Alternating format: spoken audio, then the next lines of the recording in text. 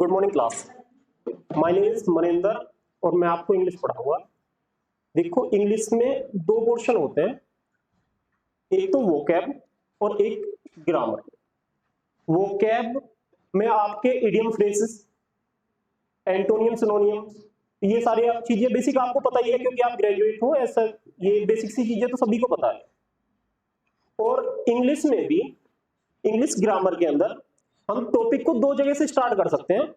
या तो हम टेंस से स्टार्ट कर सकते हैं, या कुछ टॉपिक ऐसे हैं जो इंडिपेंडेंट है, जैसे प्रेपोजिशन है, वो आपका इंडिपेंडेंट टॉपिक है, वो दूसरे किसी टॉपिक के किसी टॉपिक के अंदर डिपेंडेंट नहीं है, किसी दूसरे टॉपिक के ऊपर।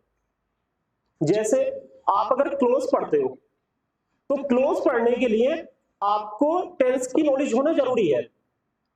आप डायरेक्ट, इनडायरेक्ट या एक्टिव पैसिव पढ़ते हो तो उसमें आपके क्लोजेस क्लियर होने जरूरी है। तो और जो इंग्लिश पोर्शन है वो एक दूसरे के ऊपर डिपेंडेंट है। जैसे आप नाउन प्रोनाउन पढ़ रहे हो तो उससे पहले आपको नाउन पता होना चाहिए, ठीक है। एडजेक्टिव, एडवर्ब, ये एक दूसरे के ऊपर डिपेंडेंट है टॉपिक्स। लाइट नहीं,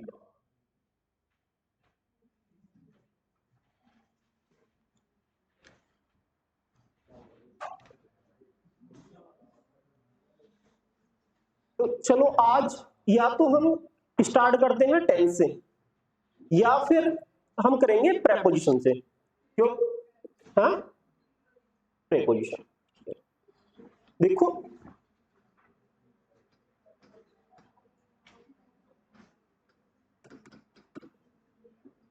कोई बता सकता है प्रेपोजिशन का मतलब क्या होता है? ये जो टॉपिक है प्रेपोजिशन, इसका कोई मतलब बता सकता है ये क्यों यूज होता है? क्योंकि कोई भी चीज हम पढ़ रहे हैं तो उसका कुछ ना कुछ यूज होगा, है ना। तो कोई बता सकता है एक्चुअल में प्रेपोजिशन है क्या और हम क्यों पढ़ते हैं इसे, इसका यूज क्या है?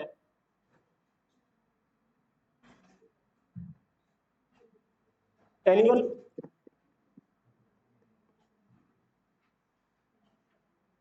देखो, ये प्रेपोजिशन अपने आप में एक डेफिनेशन है। ये दो वर्ड से मिलके बना है, pre, pre plus position.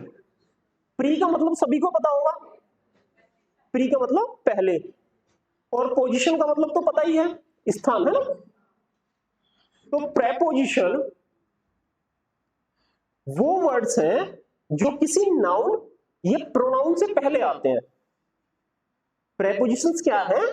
Prepositions are the words which come before noun और pronoun and they show relation of that noun or pronoun with other words of the sentence।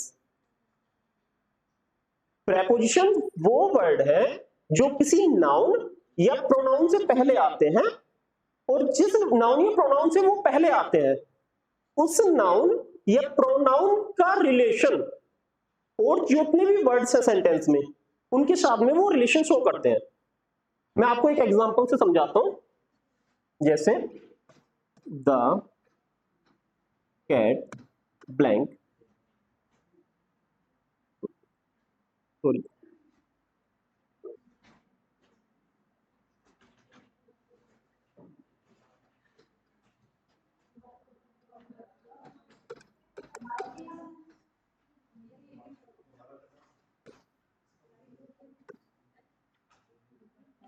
देखो ये सेंटेंस है the cat is sitting blank the table. यहां पे blank में आपको preposition add on करना है, ऑन द टेबल। तो देखो यहां पे टेबल क्या था? नाउन है। तो इस नाउन का इसने कैट के साथ में, कैट कहां पे बैठी है उसके साथ में एक रिलेशन शो किया। यहां पे ओन ने क्या किया? ओन जो वर्ड था उसने क्या शो किया? एक रिलेशन शो किया कि कैट जो है एक टेबल के ऊपर बैठी है। अगर ओन की जगह में अंडर कर देता तो कैट टेबल के नीचे बैठी है। तो नीचे, अब ये बताओ, कोई बता सकता है मैं अंडर की जगह बिलो कर सकता था?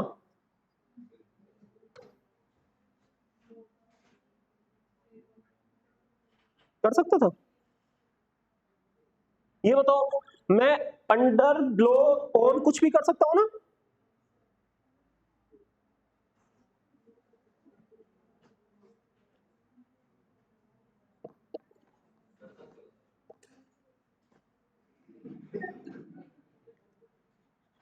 हाँ, लिखना ही तो है।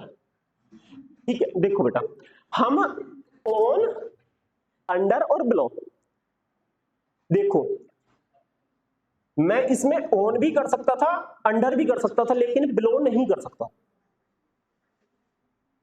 इसका मतलब ये नहीं है कि बिलो प्रेपोजिशन नहीं है।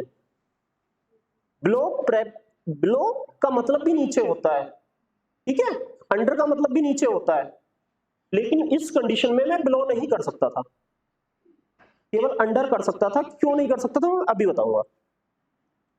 देखो, ऑन का मतलब कि कैट टेबल के ऊपर बैठी है, टेबल की सरफेस के ऊपर बैठी है।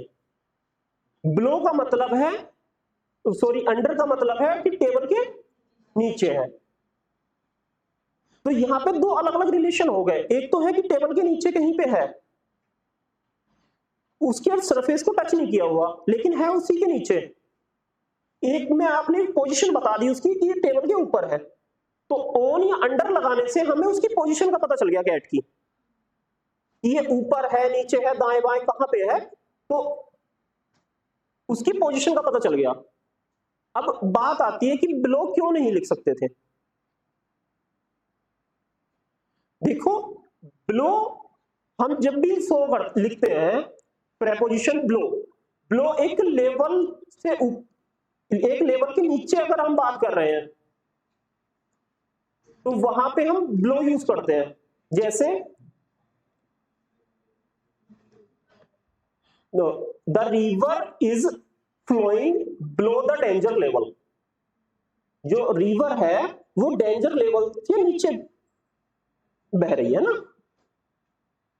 अगर किसी लेवल के ऊपर की बात कर रहे हैं तो हम वहां पे यूज करते हैं अबव, ठीक है।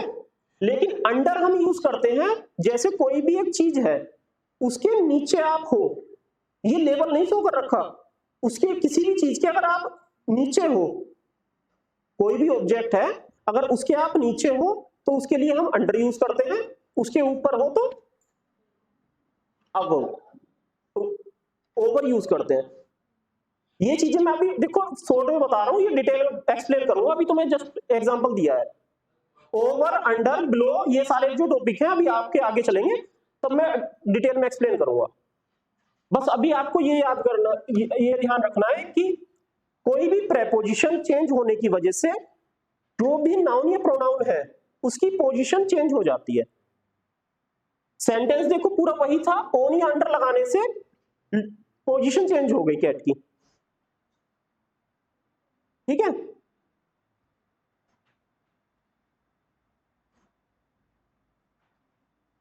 अब पहली प्रेपोजिशन देखो, प्रेपोजिशन कितने टाइप की होती है?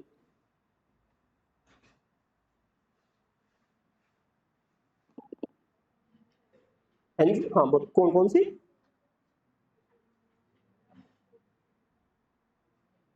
देखो, preposition time, place and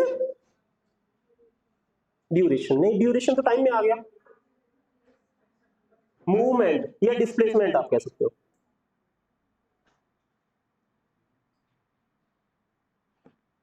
preposition time की प्रेपोजिशंस होती हैं, प्लेस की प्रेपोजिशंस होती हैं और मूवमेंट की प्रेपोजिशंस होती हैं। तो प्रेपोजिशंस को इन्होंने तीन अलग अलग लेवल पे इन्होंने डिस्टिंग्विश किया है। तो सबसे पहले हम प्रेपोजिशन पढ़ेंगे प्लेस की।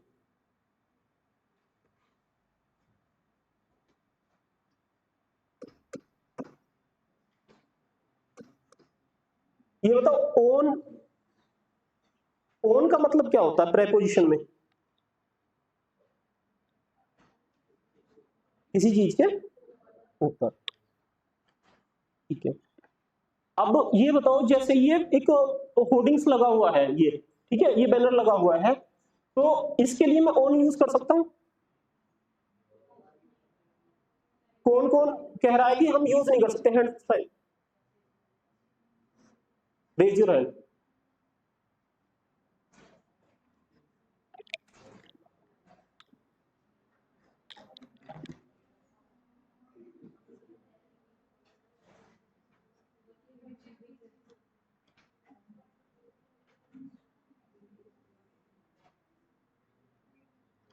इसके लिए हम ऑन यूज कर सकते हैं। A painting is hanging on the wall. अब सबसे मेन चीज आती है कि ऑन एक्चुअल में हम यूज कहां पे करते हैं, क्योंकि अभी तक मोस्टली जो स्टूडेंट्स हैं उन्हें यही पता होगा कि ऑन का मतलब ऊपर, ऊपर मतलब किसी चीज के ऊपर, है ना। लेकिन एक्चुअल में ऑन का मतलब होता है किसी सरफेस के ऊपर, किसी भी सरफेस के ऊपर, और उस सरफेस को टच करके वो चीज होनी चाहिए।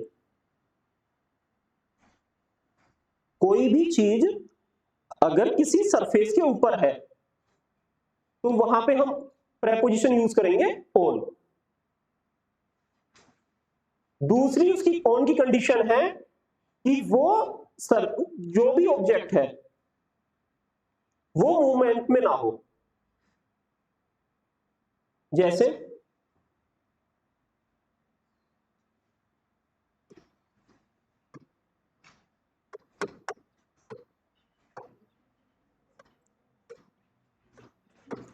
जैसे ball is on the bed, ठीक है, जो बॉल है वो बेड के ऊपर है।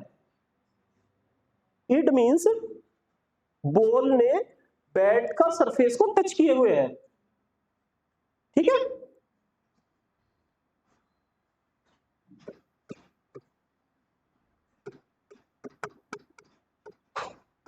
Painting is on the wall,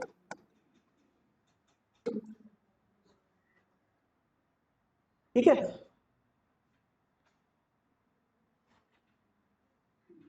ये बताओ, आपको नोट्स बनाने हैं या केवल प्रैक्टिस करानी है? नोट्स बनाने, ठीक है। तो इस डाल लो पहला टॉपिक, समझ में नहीं आ रहा? नहीं, अच्छा, नहीं, एक्चुअल में देखो, मुझे अभी आपका लेवल नहीं पता। मुझे, मैं ये मान के चल रहा हूँ कि आप ग्रेजुएट हो तो बेसिक चीजें आपको आती होंगी, इसी वजह से मेरी थोड़ा सा फ्रीक्वेंसी तेज थी। अच्छा,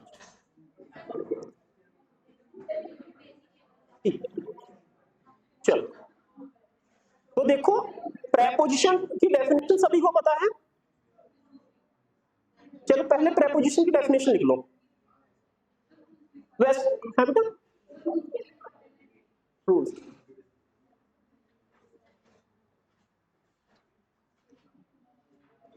Prepositions are the words.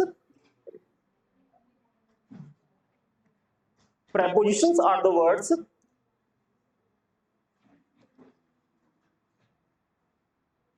which comes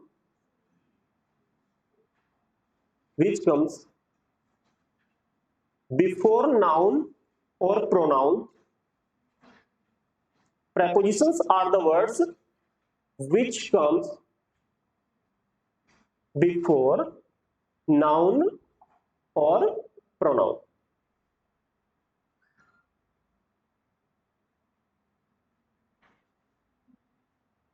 And they show relation of that noun or pronoun, show relation of that noun or pronoun with other words of the sentence.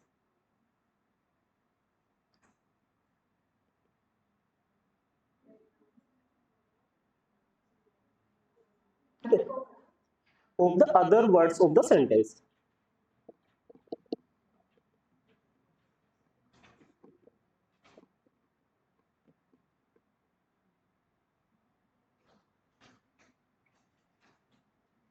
ठीक है, चलो। prepositions are of three types, three kind. Prepositions are of three kind. Preposition of time, preposition of place, preposition of place,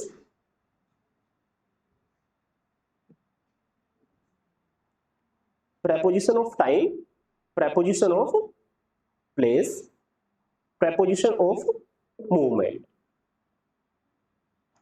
Preposition of time, preposition of place, preposition of movement. हो गया सभी का? ठीक है, पहला टॉपिक डाल लो आप, preposition of place. Preposition of place.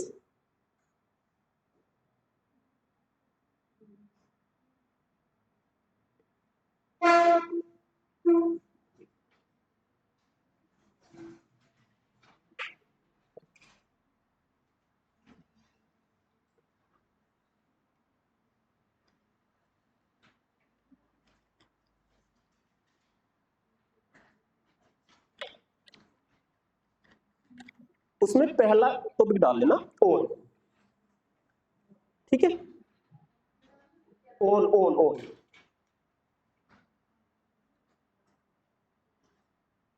अब देखो दो चीजें हैं, चाहे आप बोलो तो मैं पूरे प्रॉपर आपके इंग्लिश में नोट्स बनवा देता हूं, लेकिन आपको वहां पे आपसे ग्रामर के रूल्स कोई नहीं पूछेगा, आपको सीधे एक्सरसाइज आएंगी, ठीक है, और आप जिस लैंग्वेज में बेटर समझ सकते हो मैं उस लैंग्वेज में आपके नोट्स बनवा दूंगा। आप हिंदी में बोल लो, हिंदी और इंग्लिश मिक्स करके, तो मैं हिंदी और इंग्लिश में मिक्स बनवा देता हूं, अदरवाइज मैं इंग्लिश में बना देता, मिक्स करा, ठीक है, हाँ, तो देखो ऑन प्रेपोजिशन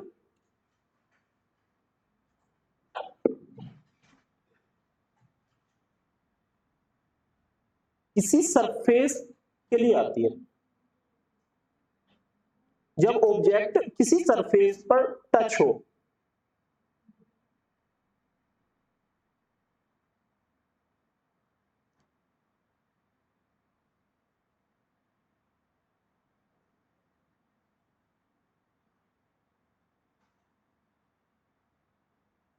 ऑन प्रेपोजिशन हम तब यूज करते हैं जब कोई ऑब्जेक्ट किसी सरफेस पर टच हो, दूसरा इसमें लिख लेना, एंड वो स्टेबल फॉर्म में हो। स्टेबल का मतलब स्थिर हो, एक जगह रुका हुआ हो, ठीक है,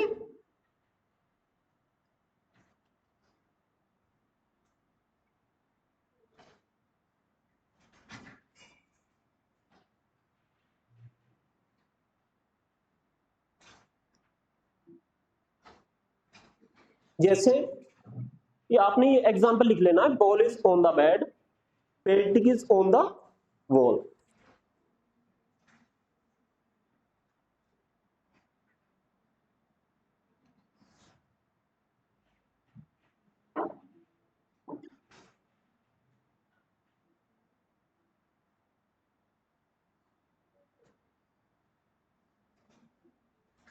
book is on the table,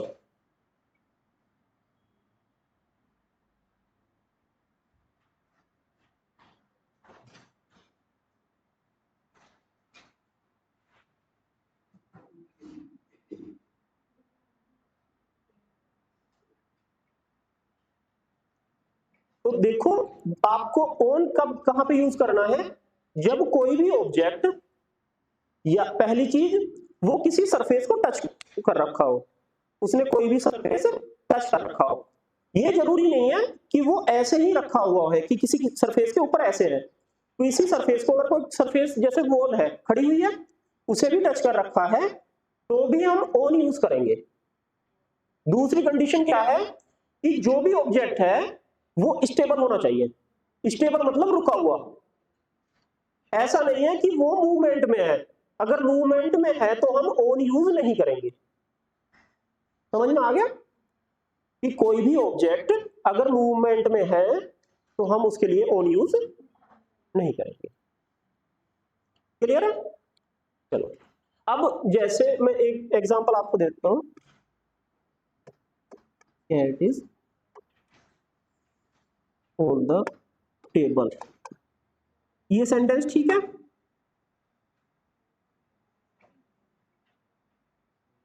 cat table पे उठ नहीं सकती, ठीक है, टेबल के ऊपर ही है, उसके सरफेस को टच करके है। एक सेंटेंस है cat is upon the table. Upon आपने प्रेपोजिशन सुना होगा, सुना है upon?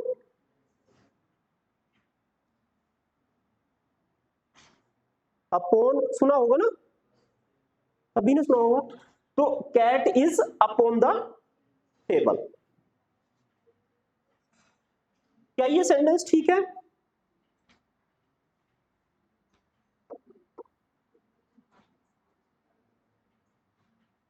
Cat is upon the table, ठीक है? नहीं, ये सेंटेंस गलत है। क्या ओन के लिए बोला है मैंने ओन के दो रूल लिखवाए थे कि पहली चीज, कोई भी ऑब्जेक्ट सरफेस को टच करके हो, दूसरा वो स्टेबल फॉर्म में हो, उसी सरफेस के ऊपर हो। अब अगला प्रेपोजिशन डाल लो अपॉन।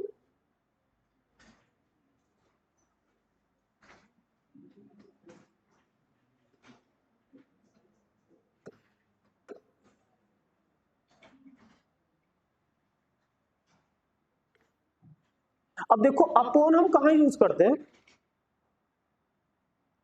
अपॉन हम तब यूज करेंगे जब कोई भी ऑब्जेक्ट किसी सरफेस के ऊपर आए। जब कोई भी ऑब्जेक्ट या कोई भी नाउन या प्रोनाउन, ठीक है, किसी भी ऑब्जेक्ट के ऊपर आए लेकिन वो किसी दूसरी जगह से आए। जैसे कैट यहां पे थी, उसने जंप किया टेबल पे या बेड पे, कहीं पे भी, ठीक है। अगर कैट, मान लो ये कैट है, ठीक है, अब ये टेबल थी, ये इसके ऊपर इसने जंप करके आई है। किसी दूसरी जगह से अगर कोई चीज किसी सरफेस के ऊपर आए तो वहां पे हम प्रेपोजिशन यूज करते हैं अपॉन। अगर किसी सरफेस के ऊपर हो प्रॉपर तो वहां पे हम यूज करते हैं ऑन। सरफेस पे अभी भी है ये कैट, अभी भी सरफेस के ऊपर है, लेकिन ये किसी दूसरी जगह से आई है। जब कोई ऑब्जेक्ट किसी दूसरी जगह से किसी सरफेस के ऊपर आए तो वहां पे हम यूज करेंगे अपॉन। लिख लो upon.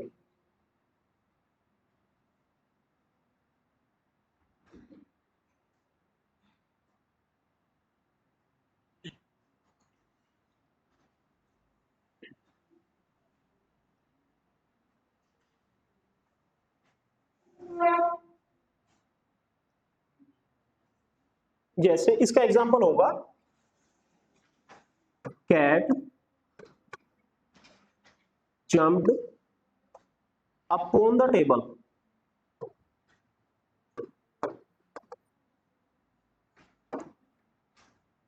Cat jumped upon the table, cat ने टेबल पर जंप किया। इट मींस वो किसी दूसरी जगह से टेबल के ऊपर आई है, ठीक है।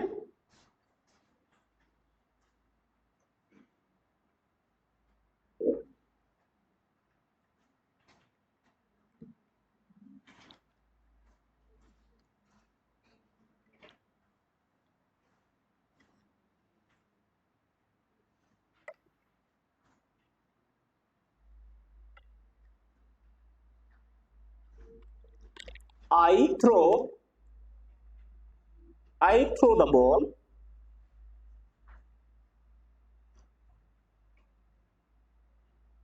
upon Rahul.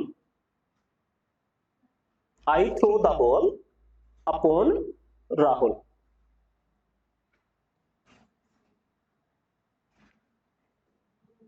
ठीक है,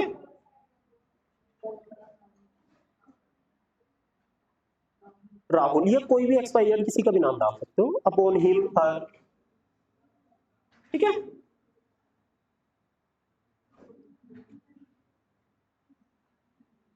एक चीज बताओ, ओन और अपॉन में किसी को डाउट है अभी? और एग्जांपल लिखवाओ इसके।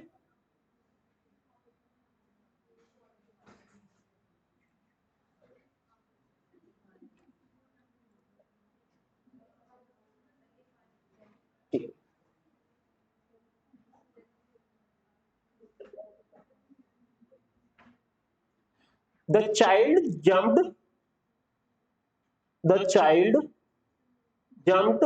upon the floor. The child jumped upon the floor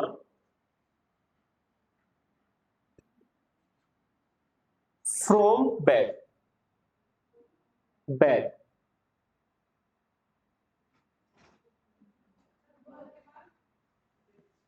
From bed. हाँ जी, रिपीट करना।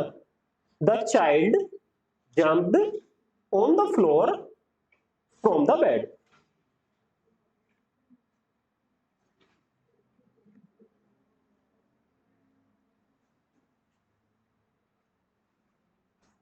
ठीक है,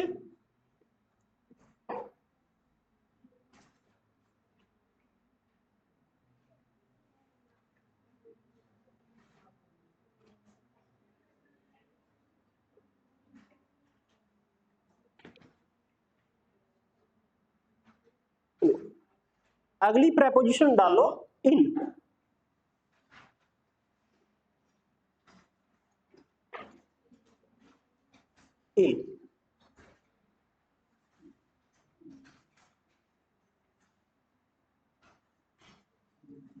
अगली प्रेपोजिशन है इन। अब देखो इन हम कहां यूज करते हैं, कोई बता सकता है? इसी सरफेस के नीचे। सरफेस के नीचे के लिए मैंने बताया था बिलो या अंडर यूज करते थे। लेवल के लिए क्या था? बिलो, है ना। नीचे का मतलब हो गया किसी सरफेस के नीचे अगर आप बात कर रहे हो तो उसके लिए क्या यूज होगा? अंडर, है ना। इन कोई और बता सकता है? अंदर। ठीक है, अगर मान लो कोई बच्चा है, एक ग्राउंड है, मतलब एक खुला मैदान है, खेत है मान लो किसी का, उसमें कोई बच्चा खड़ा है, तो उसके लिए हम इन यूज कर सकते हैं नहीं?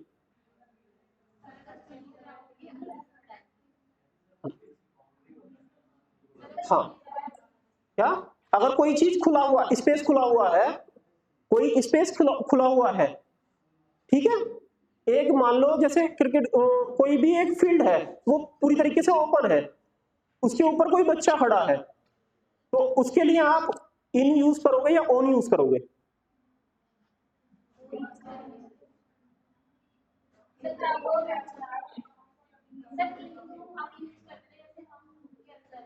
हाँ हाँ, जी जी, बिल्कुल। देखो इन्होंने एक वर्ड बोला बाउंड्रीज। अगर बाउंड्रीज है किसी भी चीज की तो वहां पे हम इन यूज करेंगे। अब ये जरूरी नहीं है कि बाउंड्रीज का मतलब वो चारों तरफ से बाउंड्रीज हम क्या मानते हैं कि वो चार दीवारी होनी चाहिए, वो वाली बाउंड्री नहीं, बस एक बाउंड्री मेंशन हो। जैसे कोई भी एक खेत हो सकता है, ये एक ग्राउंड है, ग्राउंड में कोई जरूरी नहीं है कि उसकी चार दीवारी हो, बाउंड्री वॉल से ही हो। अगर नॉर्मल भी कोई फील्ड है, ग्राउंड है, तो उसकी अपनी एक बाउंड्रीज होती है। आपको पता है कि यहां तक ये फील्ड है, यहां से रोड स्टार्ट हो गया, मान लो एक फील्ड है, उसके बराबर में रोड जा रहा है, भले से बाउंड्री नहीं है, दीवार नहीं है, तो आपको ये तो पता है ना कि यहां तक तो ये ग्राउंड है और यहां से फिर ये रोड स्टार्ट हो गया। तो कोई भी ऐसा प्लेस जिसकी अपनी बाउंड्रीज हो, जिसकी अपनी बाउंड्रीज हो, वहां पे हम यूज करेंगे इन। जरूरी नहीं है कि वो बाउंड्रीज चार दीवारी है, चारों तरफ से बंद ही हो, खुली बाउंड्रीज भी हो सकती हैं। जैसे प्लेग्राउंड होते हैं, उसकी अपनी एक बाउंड्री होती है, वो हो सकता है कि उन्होंने फुलवाड़ी से कर रखी हो सकता है वैसे भी नॉर्मल कर रखी हो। जैसे खेती के लिए मैंड होती है, डोल मैंड बोलते हैं उसे, है ना, तो वो कोई दीवार नहीं होती। अब जैसे एक चीज बताओ, आप यूपी में रह रहे हो, यहां से आप दिल्ली जाते हो तो वो एनसीआर लग जाता है, इधर जाओगे तो मध्य प्रदेश है ना, तो मध्य प्रदेश या दिल्ली एनसीआर की कोई बाउंड्रीज है? बाउंड्रीज है लेकिन दीवारें नहीं है। उसके लिए आप क्या बोलते हो? I live in UP, I live in Uttar Pradesh, है ना, I live in Delhi. Clear है? आप किसी एक बाउंड्री के अंदर रह रहे हो या किसी भी एक बाउंड्री के अंदर हो, जरूरी नहीं है कि वो किसी चार दीवारी से या किसी भी चीज से वो कवर्ड हो, बस उसकी बाउंड्री होनी चाहिए, वहां पे हम इन यूज करते हैं। ठीक है,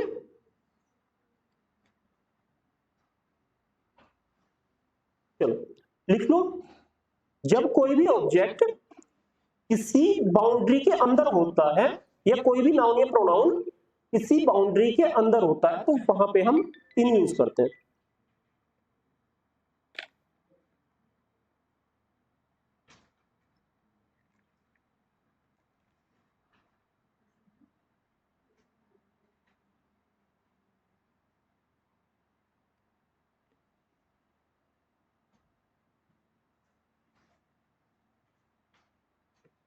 इसमें एग्जांपल लिख लो,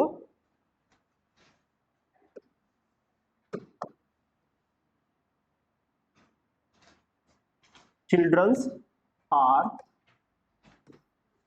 प्लेइंग इन द ग्राउंड।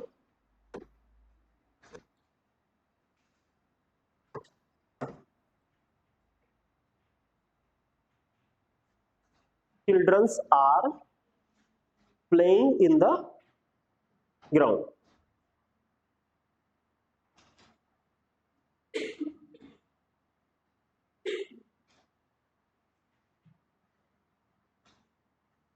ठीक है,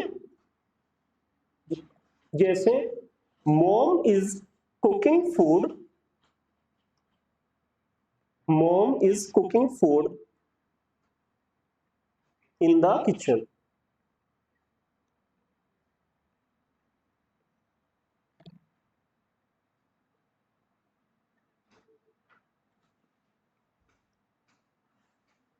Mom is cooking food in the kitchen.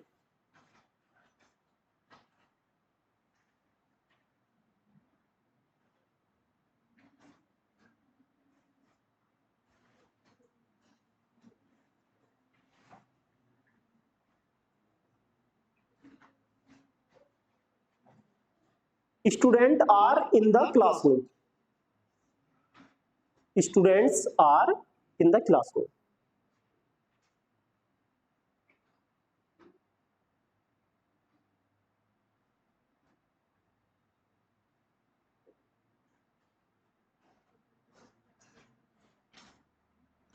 एक चीज और, हाँ, आई am sitting in the chair हो सकता है? नहीं,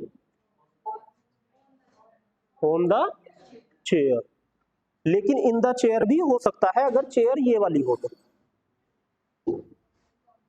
अगर चेयर ये वाली हो तो उसके लिए हम इन द चेयर बोलेंगे, अगर ये वाली हो तो ऑन द चेयर।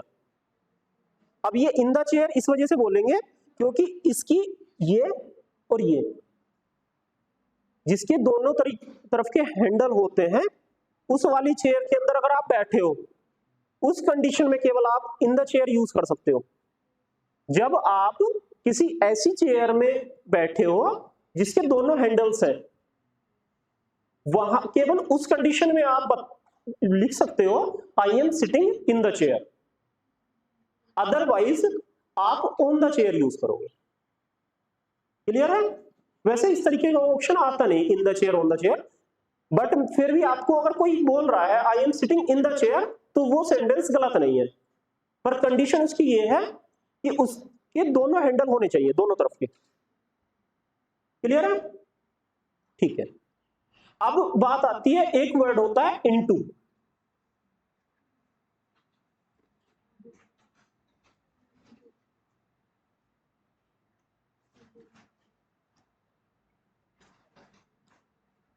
और एक वर्ड होता है इनसाइड। आपने प्रेपोजिशन एक इनटू भी पढ़ी होगी और एक इनसाइड भी पढ़ी होगी, नहीं पढ़ी?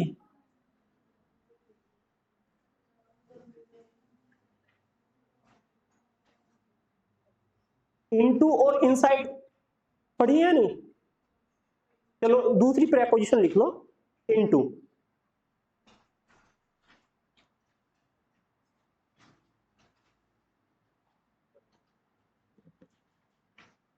तो देखो इनटू जस्ट वैसे ही है जैसे ऑन और ऑन टू था। जब कोई भी ऑब्जेक्ट या कोई भी नाउन या प्रोनाउन किसी सरफेस के ऊपर था, कोई भी नाउन या प्रोनाउन किसी सरफेस के ऊपर था तो हम वहां पे यूज करते थे ऑन।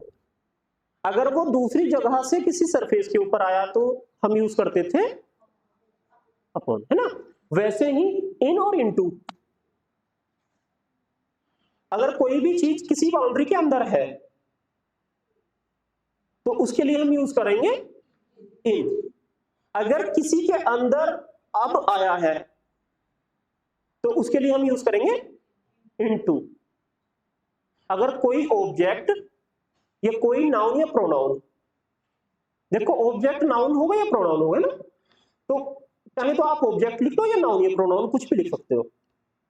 अगर कोई ऑब्जेक्ट किसी सरफेस से किसी दूसरे सरफेस से किसी एक ऐसे सरफेस में एंटर कर रहा है जिसकी अपनी एक बाउंड्रीज है, तो वहां पे हम यूज करेंगे इनटू। जैसे the cat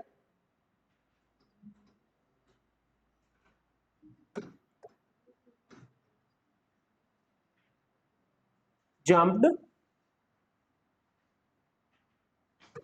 in the wall।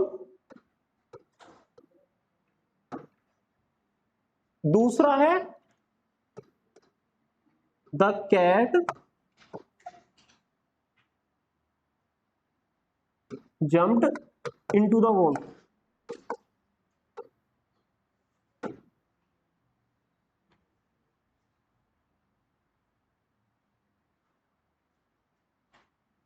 बताओ इसमें दोनों सेंटेंस में कौन सा सेंटेंस ठीक है और कौन सा गलत है? हाँ जी,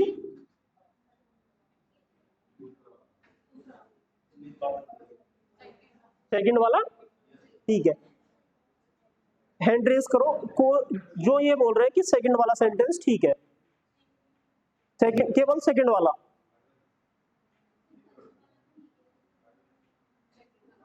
केवल सेकंड वाले वाले हैंड राइज करो। तो फर्स्ट वाले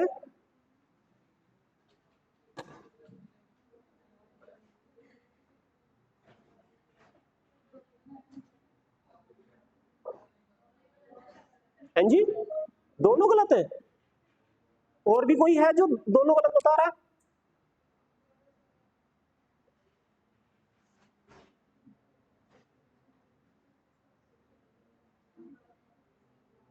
आपके पास में चार ऑप्शन है। पहला है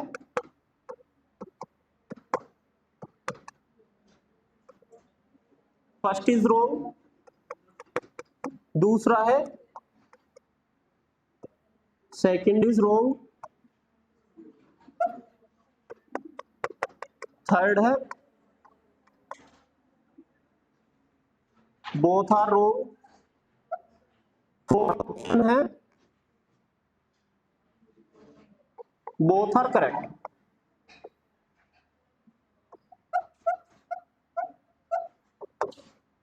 बोथ आर करेक्ट।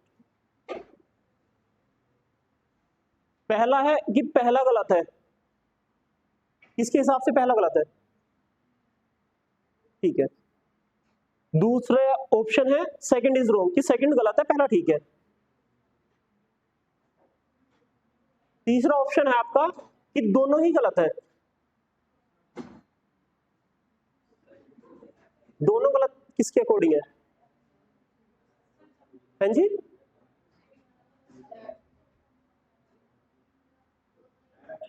दोनों ही गलत है। ओके। चौथा ऑप्शन है कि दोनों ही ठीक। सेकंड। ये फोर्थ ऑप्शन भी है किसी का?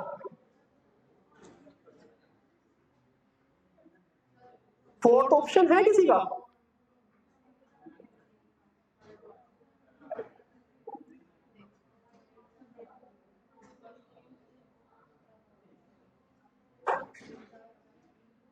फोर्थ ऑप्शन है किसी का? नहीं।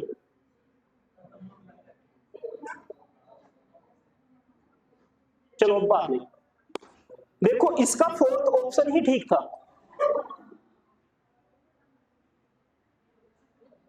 इसका ऑप्शन फोर्थ ही ठीक था।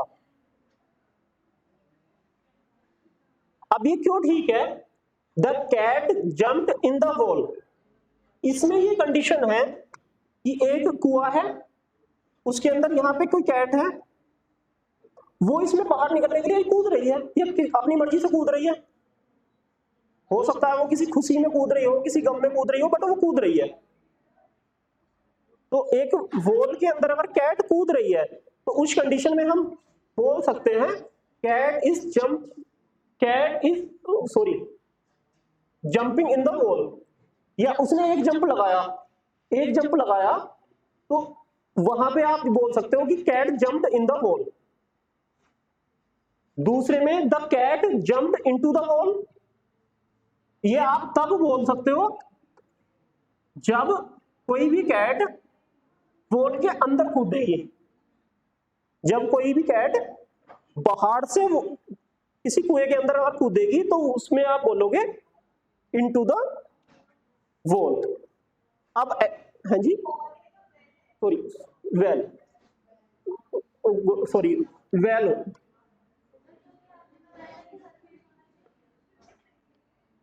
चलो देखो into the well.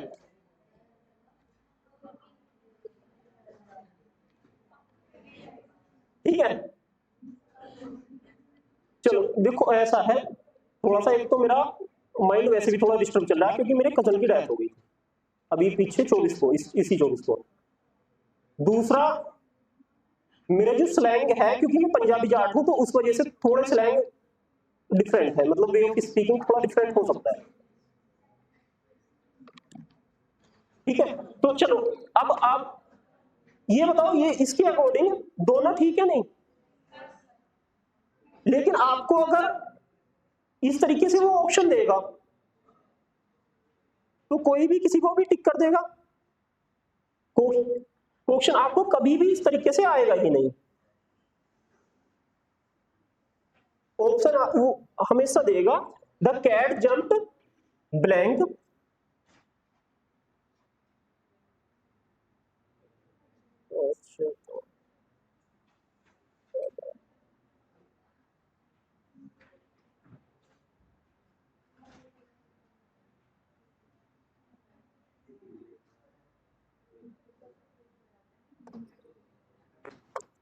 From the tree.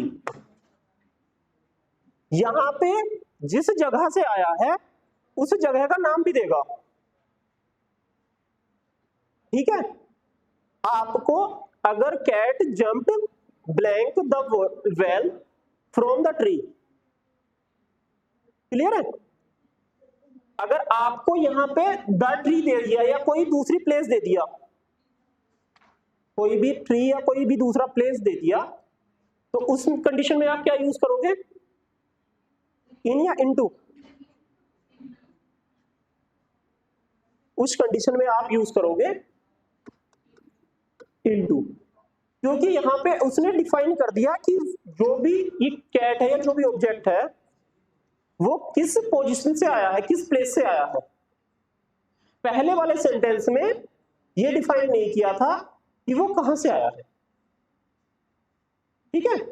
उस वजह से उसमें इनटू और इन दोनों ही ठीक थे। समझ में आ गया। अगर किसी दूसरे ऑब्जेक्ट प्लेस से आया है तो उसमें हम यूज करेंगे इनटू, अगर किसी प्लेस के अंदर ही है तो वहां पे हम यूज करेंगे इन।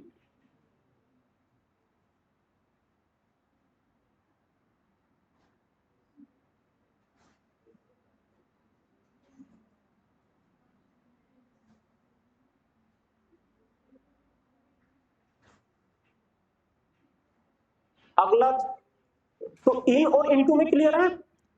तीसरा लिखो इनसाइड।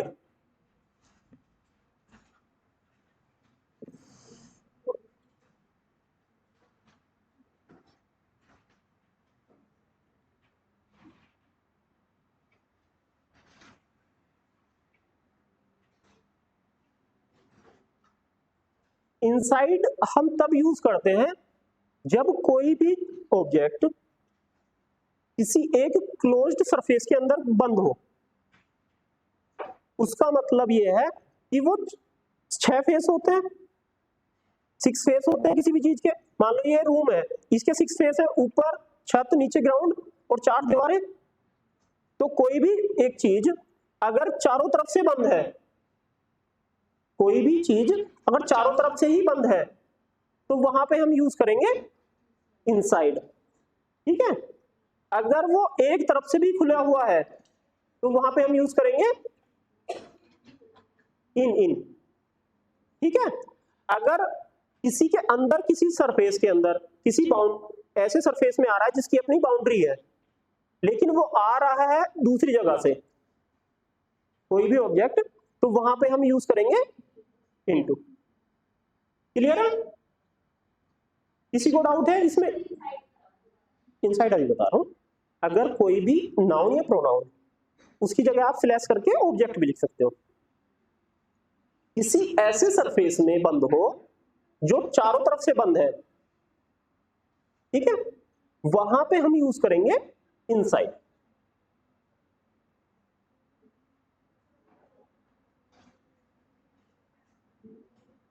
जैसे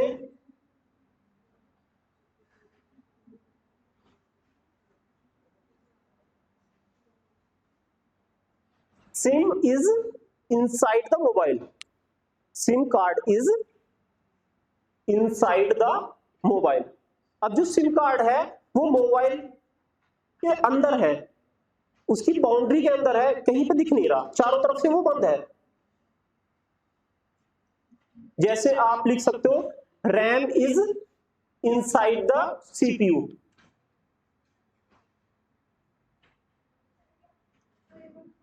SIM card is inside the mobile.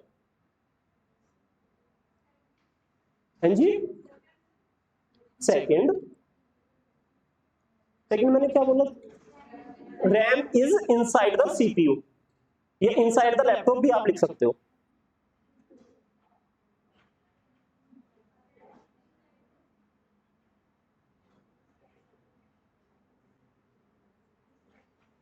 आपका एग्जाम कब है वैसे? कितना टाइम है? अगले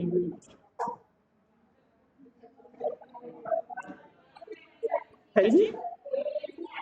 अच्छा, डेट नहीं, अराउंड 40 डेज है आपके पास।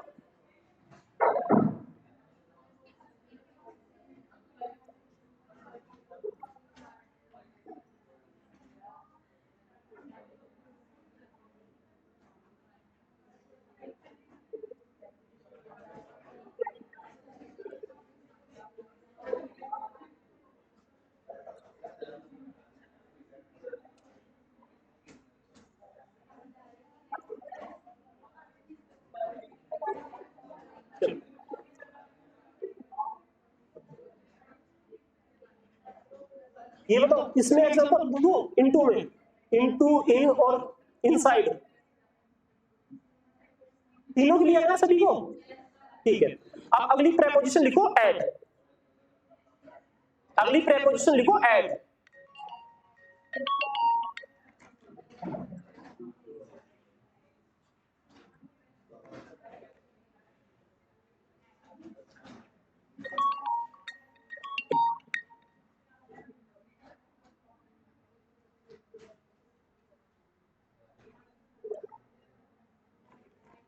एट,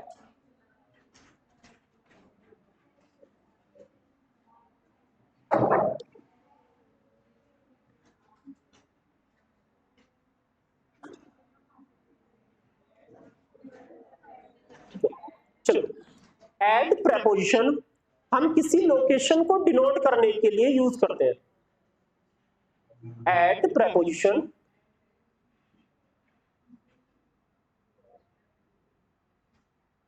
एट प्रेपोजिशन हम किसी लोकेशन को डिनोट करने के लिए यूज करते हैं। हम किसी लोकेशन, स्पेसिफिक लोकेशन को डिनोट करने के लिए यूज करते हैं, यानी कि एक निश्चित लोकेशन, तो समझते हो ना सभी?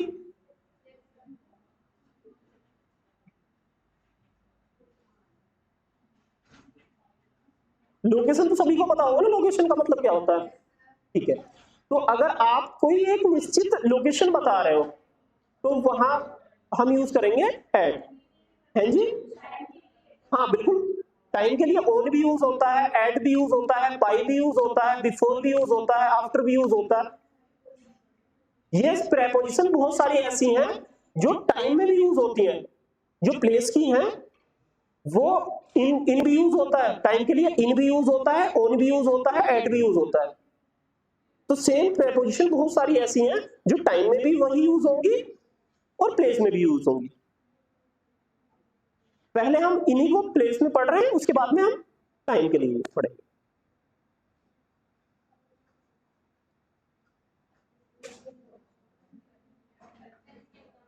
अभी तो देखो,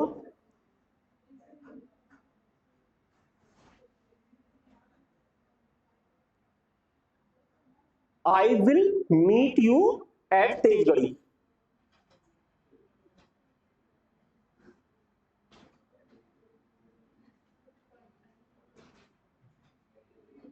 ठीक है, I will meet you at, कोई भी प्लेस का नाम डाल दो, लेकिन प्रॉपर लोकेशन होनी चाहिए। एट तेजगढ़ी, एट आनंद हॉस्पिटल। देखो आप बात नहीं,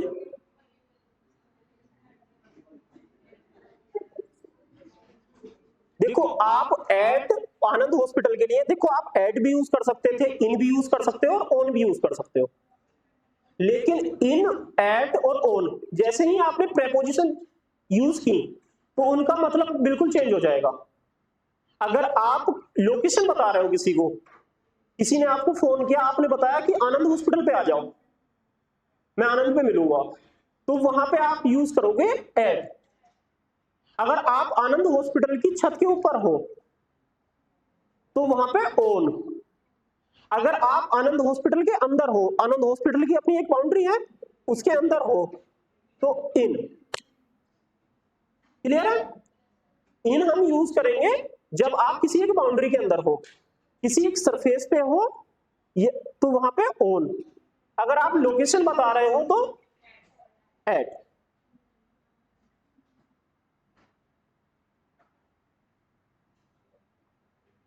जैसे आप कोई भी लोकेशन, आप जैसे रहने के लिए लोकेशन बताते हो, I live at Ajanta colony in Meerut. लिखो I live at Ajanta colony in Meerut. Ajanta colony in Meerut, यानी कि आप अगर एक ऐसी जगह बता रहे हो जहां पे कोई आदमी ढूंढ सके, कोई स्पेसिफिक लोकेशन है, उसके लिए हम यूज करेंगे एट। अब लोकेशन के लिए आप इन भी यूज करते हो। जैसे किसी ने आपसे पूछा आप कहाँ रहते हो, आपने बता दिया मैं मेरठ में रहता हूं या मेरठ में रहती हूं, तो वहां पे आप एट यूज नहीं करोगे, वहां पे आप यूज करोगे इन, क्योंकि मेरठ बहुत बड़ा है। मेरठ बहुत बड़ा है। अगर आपने किसी को लोकेशन दे दी कि मैं मेरठ में रहता हूं या मेरठ में रहती हूं, तो ऐसा नहीं है कि वो सीधा आएगा और आपसे मिल लेगा, क्योंकि मेरठ इतना बड़ा है। इन क्यों यूज हुआ? क्योंकि मेरठ की अपनी बाउंड्रीज है, वो बहुत बड़ा एरिया है, उसकी अपनी बाउंड्रीज है, इस वजह से वहां पे इन यूज हुआ। लेकिन अगर आपने कोई एक स्पेसिफिक लोकेशन बताई है, तो उसके लिए आप यूज करोगे,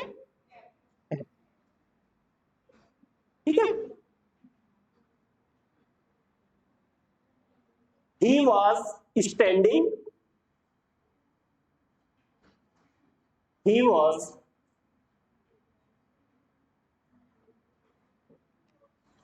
standing at my door. At my door. DOOR, door, दरवाजा।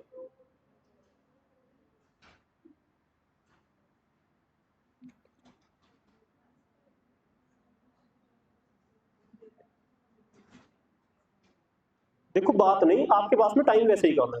आपका बैच अब से 15 दिन पहले स्टार्ट होने वाला था, जब सर मुझे बोल रहे थे, लेकिन मैं उस टाइम हॉस्टल में था।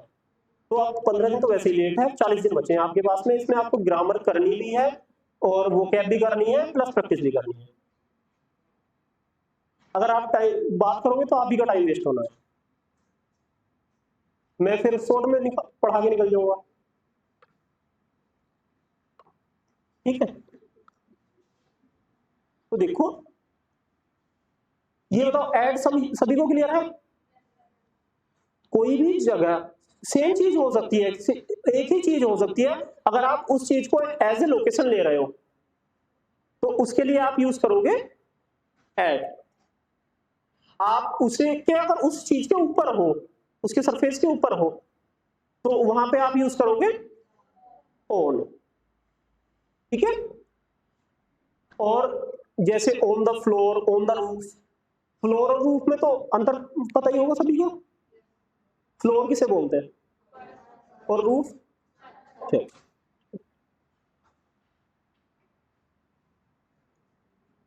ठीक है। तो देखो, अगर आप किसी सरफेस के ऊपर हो तो वहां पे आप यूज करते हो ऑन, किसी के अंदर हो तो आप यूज करते हो इन, ठीक है। अगर किसी भी चीज को आप एज ए लोकेशन बता रहे हो, तो वहां पे आप यूज करोगे एट।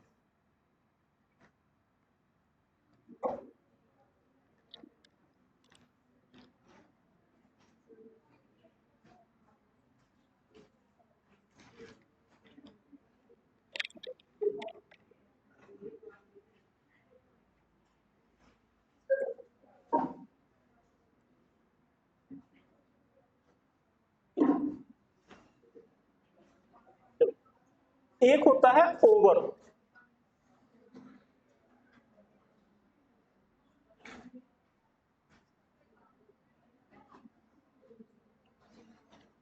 ओवर, ओवर आप कहां यूज करते हो? एक होता है एक्रोस। एक्रोस भी पढ़,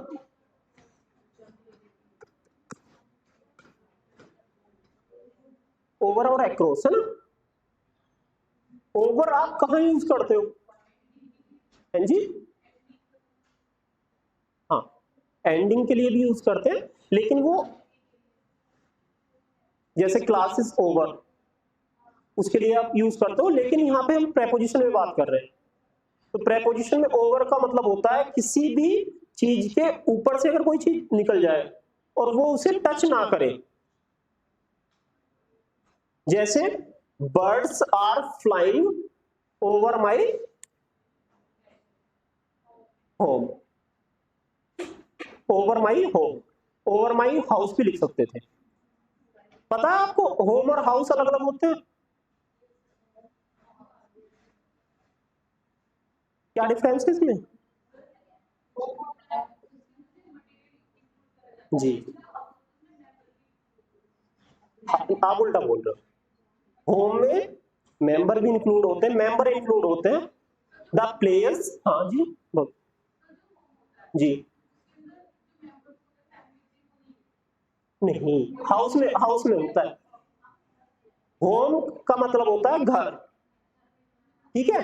तो होम आप उसे बोलोगे वो जगह जो आपने रहने के लिए बनाई है।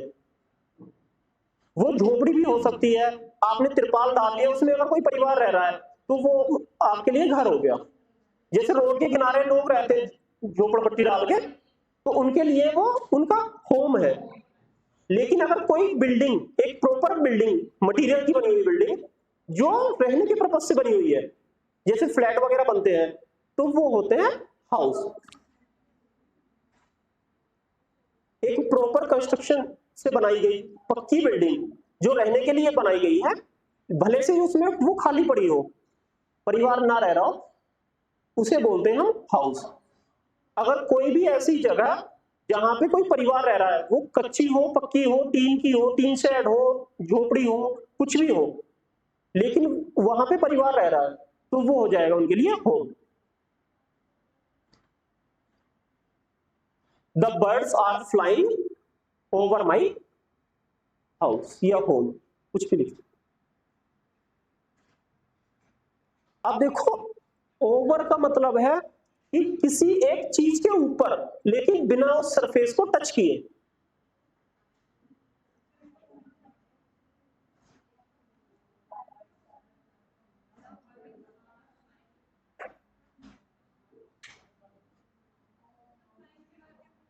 Birds are flying over my home.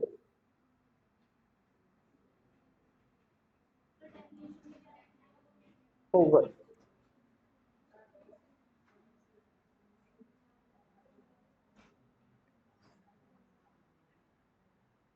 जब कोई ऑब्जेक्ट किसी ऑब्जेक्ट के ऊपर है, किसी दूसरे ऑब्जेक्ट के ऊपर है, बिना उसकी सरफेस को टच किए।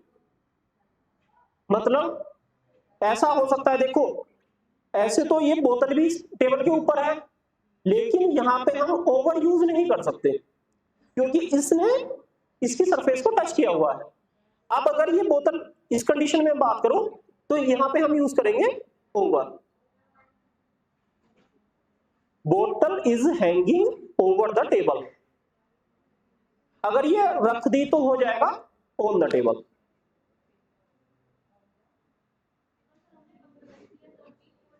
नहीं, अगर सरफेस को टच कर लिया है, रख दिया है, तो फिर ऑन हो जाएगा।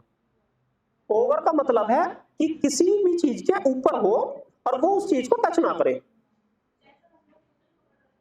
हाँ हाँ हाँ, तो देखो, आपने पकड़ तो हाथ से रखी है, लेकिन आप बोल रहे हो टेबल के ऊपर, तो टेबल से तो इसका कोई कनेक्शन नहीं है ना, हाथ से भले ही है। तो आपने हाथ का तो नहीं बताया ना, आपने टेबल से बताया कनेक्शन। तो टेबल से कनेक्शन क्या टच का है? अगर टेबल से टच का कनेक्शन है तो हो जाएगा ऑन द टेबल। अगर टच का कनेक्शन नहीं है टेबल से, तो फिर हो जाएगा ओवर।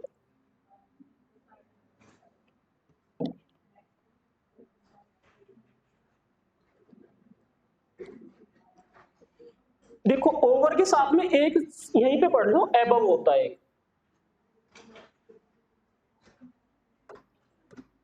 एबव हम तब यूज करते हैं जब किसी एक लेवल से ऊपर की बात चल रही हो, यानी कि आपने एक लेवल सेट कर दिया,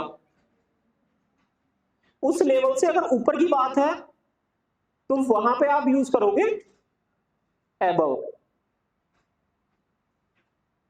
अगर किसी ऐसे ऑब्जेक्ट की बात है जो किसी सरफेस को टच ना करे और किसी के ऊपर हो, वहां पे हम यूज करेंगे ओवर।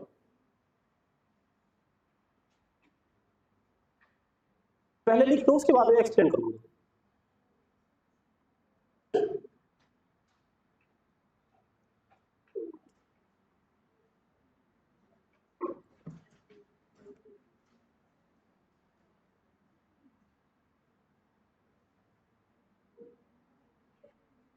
हैं जी,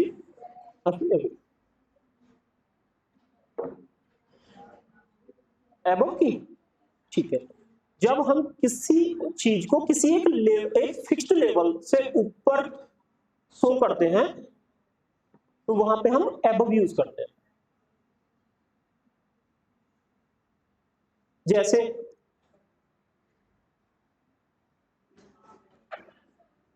अभी बताता हूं, अभी आएगा समझ एग्जाम्पल के साथ।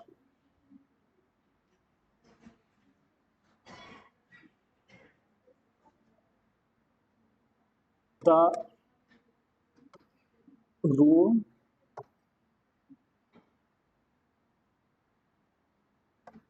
Temperature is above 30 degree Celsius. जो रूम का टेम्परेचर है वो 30 डिग्री से ज्यादा है। यहां पे एक 30 डिग्री आपने एक लेवल सेट कर दिया। अगर 30 डिग्री के ऊपर की बात है, ऊपर दो तरीके से हम यूज करते हैं, एक तो किसी चीज के ऊपर, एक तो किसी भी कोई भी वस्तु है, कोई भी चीज है, कोई भी ऑब्जेक्ट है उसके ऊपर। जैसे मान लो ये पेन है, ये इस हैंड के ऊपर है, इसे इस हैंड को, ये वाला हैंड है, इसे बिना टच किए, ये इस टेबल के ऊपर है, इसे बिना टच किए। पक्षी उड़ रहे हैं आपकी छत के ऊपर, है तो छत के ऊपर ही, लेकिन वो छत को टच नहीं कर रहे, तो वहां पे आप यूज करोगे ओवर। एरोप्लेन उड़ रहा है आपकी छत के ऊपर, तो छत को तो टच करके नहीं उड़ रहा, ठीक है। जैसे एरोप्लेन उड़ रहा है छत के ऊपर लेकिन वो उसे टच नहीं कर रहा, तो वहां पे आप यूज करोगे ओवर। लेकिन अगर एक लेवल की बात हो आ जाए कहीं पे, एक लेवल से ऊपर, जैसे 30 डिग्री सेल्सियस है, तो 30 डिग्री सेल्सियस से आप आइडिया थोड़ी लगा सकते हो कि कितनी मीटर ऊपर है कितना नीचे है। समझ में आ गया? यहां पे तो एक लेवल की बात आ गई,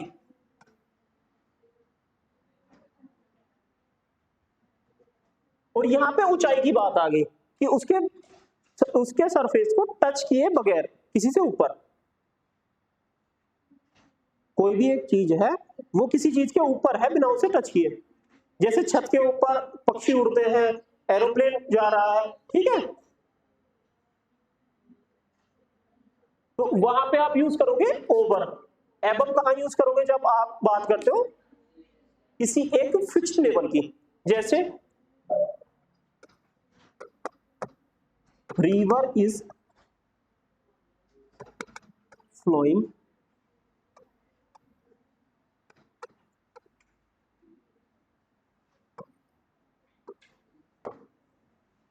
इसमें बताओ क्या आएगा? रिवर इज फ्लोइंग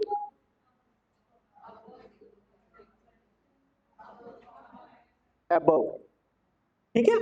जो रिवर है वो डेंजर लेवल से ऊपर बह रही है, तो यहां पे आपने एक लेवल सेट कर दिया।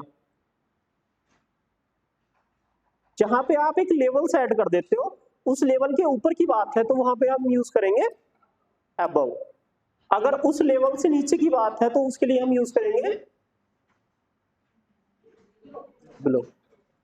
और किसी सरफेस को बिना टच किए किसी के नीचे है तो उसके लिए हम यूज करते थे अंडर। ऐसा नहीं है सुबह वाले आप प्रेपोजिशन भूल जाओ, हम वाले याद रखो, रिवाइज भी करके चल रहा है, ठीक है। तो अगर किसी चीज के नीचे है तो उसके लिए हम यूज करेंगे अंडर, ठीक है। किसी एक को ये आपने लेवल सेट कर दिया, उसके नीचे की बात है तो बिलो, उस लेवल से ऊपर की बात है तो अबव। कोई एक सरफेस है उसे बिना टच किए उसके ऊपर से कोई चीज है तो ओवर, उसके नीचे है तो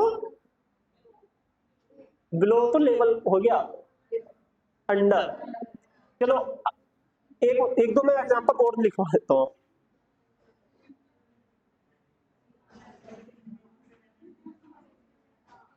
yes,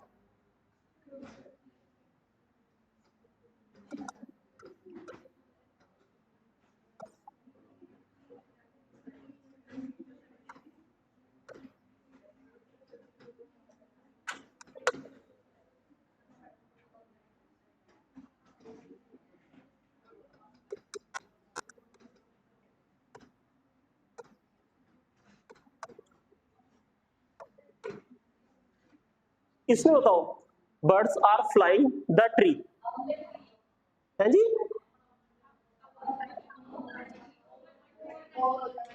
over the tree, I am sitting the tree. Below, below कहां पे यूज करते थे? देखो बिलो लिख लो एक साथ, एक अलग करके, यहां पे आएगा अंडर द ट्री। मान लो ये पेड़ है, ठीक है, आप इसके यहां पे बैठे हो, ठीक है, तो यहां इसके लिए आप क्या यूज करोगे? Under the tree. और सॉरी, ये पक्षी उड़ रहे हैं, बर्ड्स उड़ रही है, तो उसके लिए क्या यूज करेंगे आप? ओवर। बिलो किसके लिए यूज करते थे? बिलो और अबव,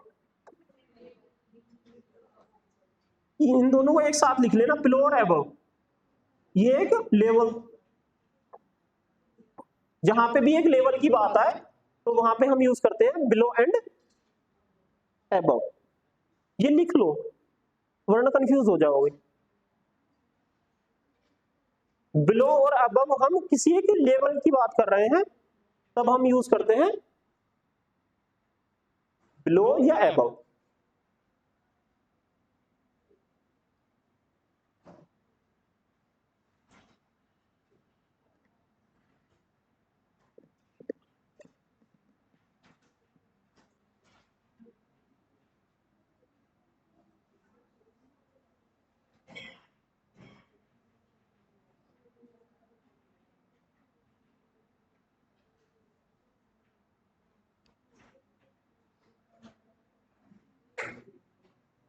क्लियर है?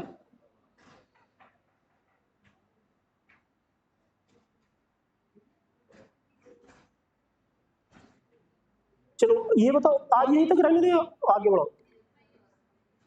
एक बार रिवाइज कर लेते हैं पिछला। ऑन कहां पे यूज करते थे हम? किसी भी सरफेस के ऊपर, वो उसी सरफेस पे रहना चाहिए उसे टच करके, ठीक है। अगर उस सरफेस पे किसी दूसरी जगह से आया है तो अपॉन, किसी एक बाउंड्री के अंदर है तो इन, उस बाउंड्री में अगर बाहर से आया तो इनटू, अगर वो बाउंड्री पूरी तरीके से बंद है तो इनसाइड। एबव कहां पे यूज करते थे?